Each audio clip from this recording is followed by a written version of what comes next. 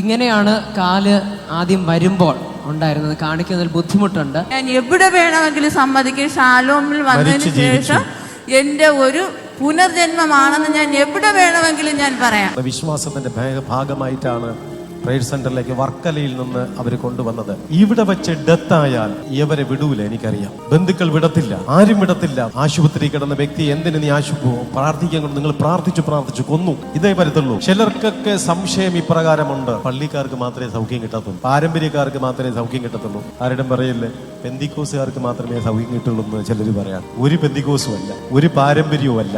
ഇന്നലെ വരെയും യേശു കർത്താവ് എന്തെന്ന് പോലും അറിഞ്ഞുകൂടാത്ത അനുഭവത്തിൽ നിന്ന് കർത്താവിന്റെ അടുക്കലേക്ക് കടന്നു വന്ന ദൈവസന്നിധിയിലേക്ക് പ്രാർത്ഥിച്ചപ്പോൾ ദൈവം അവരുടെ നിലവിളി കേട്ടുവെങ്കിൽ ജാതിയോ മതമോ വർഗമോ വർണ്ണമോ എന്റെ യേശുവിന് വിഷയമല്ല. ഹൃദയമൊന്ന് സമർപ്പിച്ചു കൊടുക്കാൻ കഴിയുമെങ്കിൽ, മനസ്സൊന്ന് സമർപ്പിച്ചു കൊടുക്കാൻ കഴിയുമെങ്കിൽ ദൈവം വലുത് ചെയ്യും.